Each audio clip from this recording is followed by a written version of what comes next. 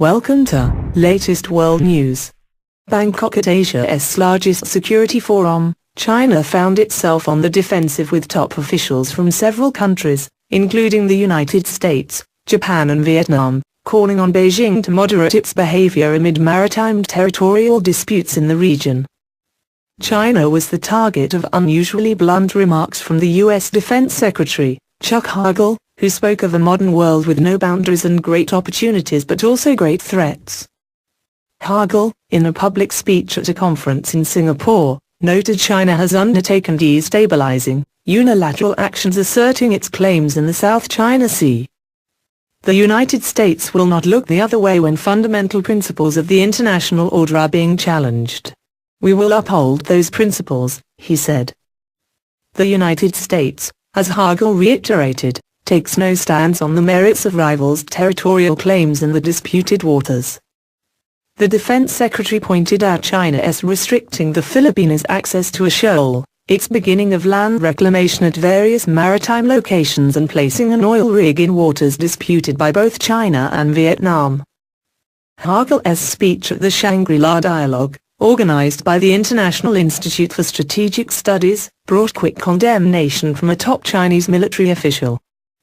China Central Television, CCTV, quotes Wang Genzong, the deputy chief of the General Staff of the People's Liberation Army, criticizing the American official for making such remarks in public in a speech Wang termed full of hegemony, incitement, threats and intimidation.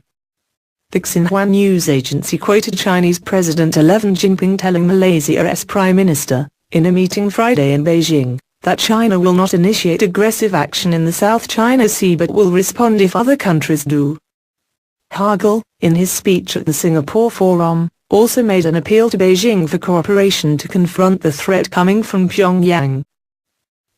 We must also work more closely together to guard against North Korea's destabilizing provocations and its nuclear and ballistic missile programs which threaten regional stability in China's own interests, he said.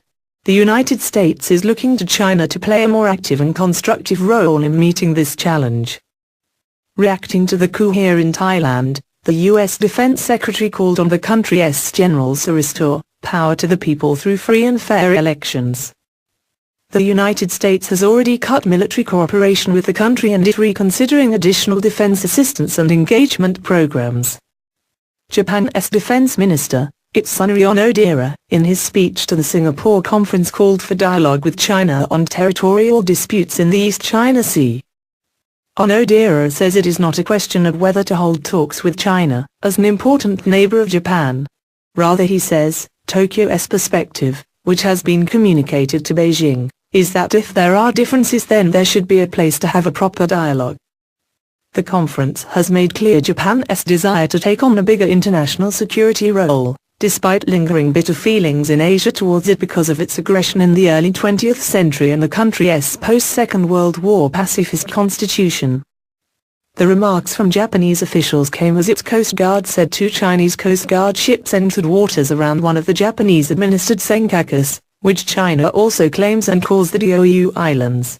It is the 12th entry of official Chinese vessels into the disputed waters this year. The Japanese Prime Minister, Shinzo Abe, earlier, Friday evening, told the Singapore Forum his government will offer its utmost support to Southeast Asian countries as they seek to protect their seas and airspace, mostly against China.